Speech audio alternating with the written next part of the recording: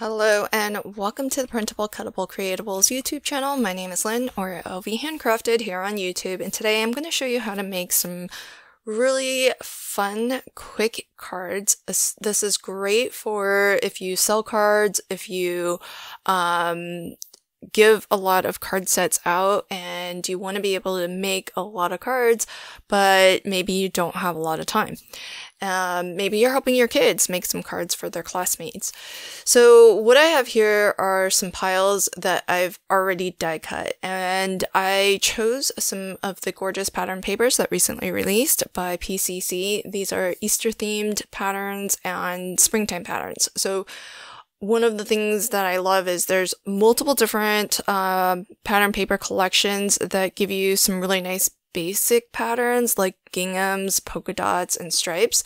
That's a great complement to patterns like this Easter egg one and the one with the little bunny rabbits, because it helps to give your eye some variety, and that way you're not the way I like to pick my papers is not to pick too many that are similar. That way when I am mixing and matching between papers, they complement each other and they are not so similar that one just sort of bleeds into the next. So that's why I have the purple one, which looks more like a solid colored background, and the Easter egg one looks on a more white open background. The die that I use to cut all of these pieces, it's actually a single die, and it cuts everything out in one go. So that's the other key to making really quick cards, is finding a die like this that will cut everything out and give you a lot of basic shapes. Now, of course, you could design something in Cricut Design Space if you wanted and get all of your layers or all your basic shapes that way. The thing that I like about this die is that it has some really nice stitch border detailing.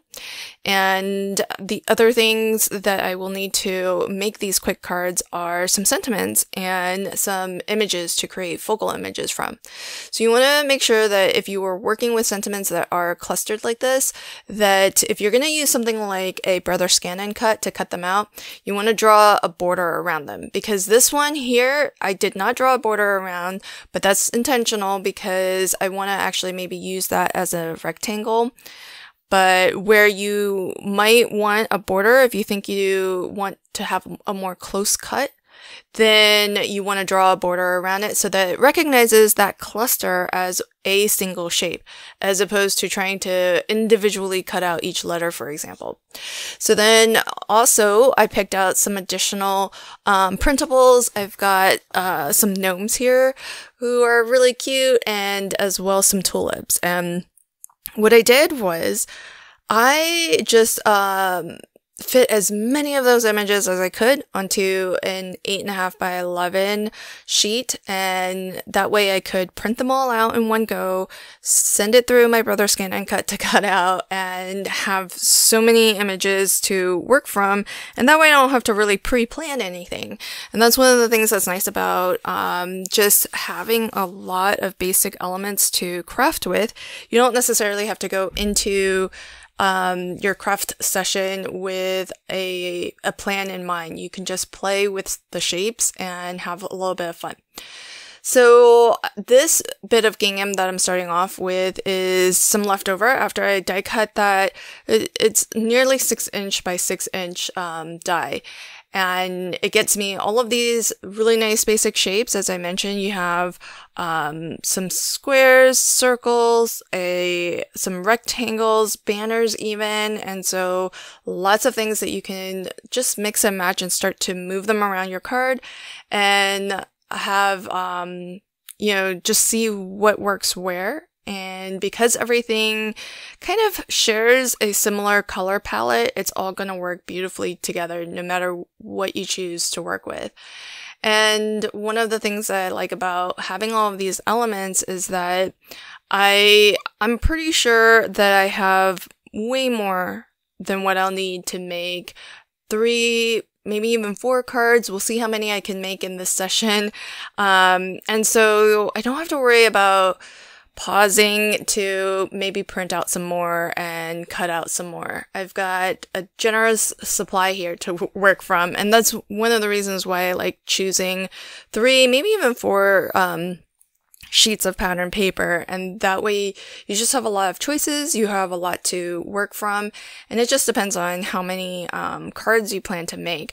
But the nice thing about having digis is that if you do decide on a design that you really love, then instead of having a lot of variety, you can just print out a lot of just the designs and the elements that you need to mass produce that card. So that's one of the things that's really great about having digis, is that you can basically print as you need. And this is fantastic for if you sell your cards, maybe all of a sudden you get a large order that comes in, or you're going to a craft fair and you know that a particular card's going to be really popular, so you can always kind of print just enough, and that way you have what you need. And if you run out, it's easy enough to print out some more. You don't have to wait to order and have it be shipped to you. So lots of advantages to working with digis. And so starting on my second card here, the other thing that I like to bring in with my pattern papers is just some of my scrap solid color cardstock. So I just rifled through my scrap pile and I picked out some colors that I thought might go well with this color palette. And that way I can really, the solid color cardstock is really nice because it gives your eyes a place to rest a little bit. It's sort of that adds that white space. And white space doesn't have to be literally white space. It just needs to be an area that feels a little bit more open. And that way your eyes tend to gravitate a little bit more towards the areas that are, have a lot more pattern or texture to them. So for this card, I thought I would, and you can see as I'm playing with these elements that I'm moving things around, swapping things in and out. And it's one of the nice things about having so many little basic shapes to work from is that you can really quickly, easily just try things out. And you don't have to worry about, you know, finding something that's going to work perfectly in that space, and maybe going through all of your dies to try to find just the right shape.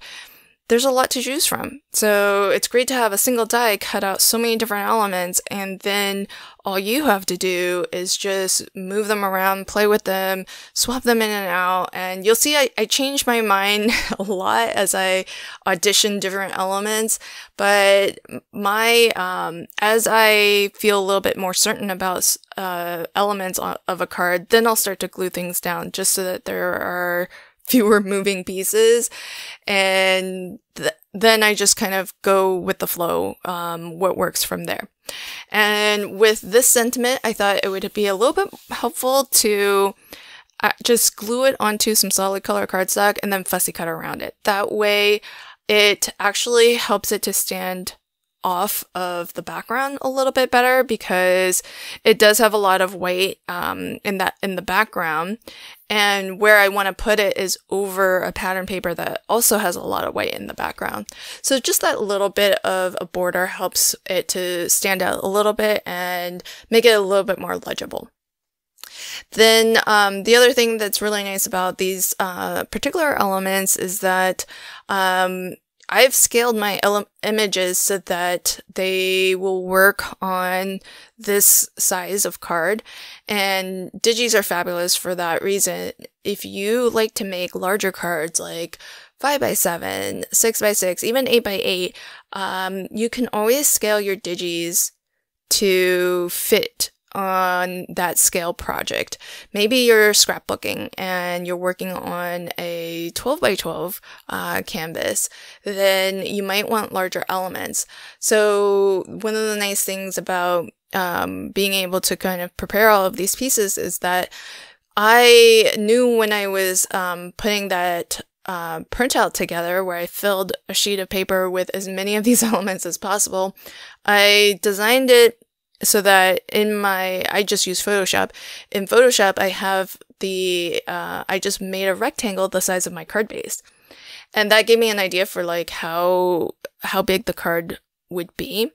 And I scaled everything so that it would fit nicely. So having some nice large sentiments, having some elements that are small, like the tulips to fill in, having some elements like the gnome that are not too small so they can really stand as a focal image, but as well, if I wanted, I could fit multiple gnomes on a card as well. So being able to kind of scale it to your project is really nice. And again, because everything was scaled to fit, I know that everything's gonna work no matter whether I'm working on or creating a portrait-oriented card like I have been, or this one, which is going to be landscape-oriented. And this particular die happens to work really well for that, this scale of card as well, because there are lots of elements that are kind of small-ish. Like there's a really small rectangle in here. The banners are kind of small. So there's a good variety of sizes.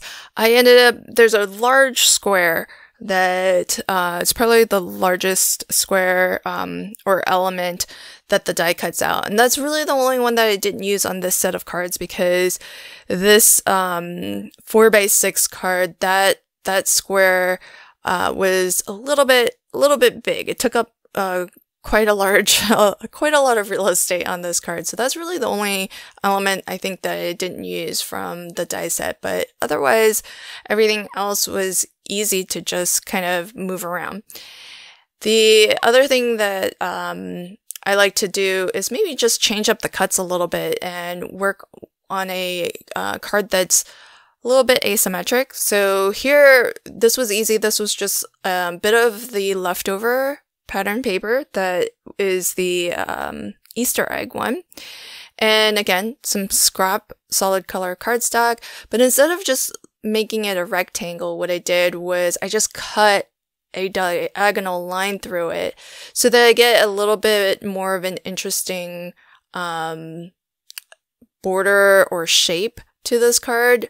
So color blocking in this way by using some large bits of solid color cardstock, like the bottom strip there and this asymmetrical green layer, it just helps to add a little bit of interest, even though it's just solid color. So I'm going to do the same thing with this sentiment, where I put it onto some solid color cardstock and I'm just going to trim a nice little border around it.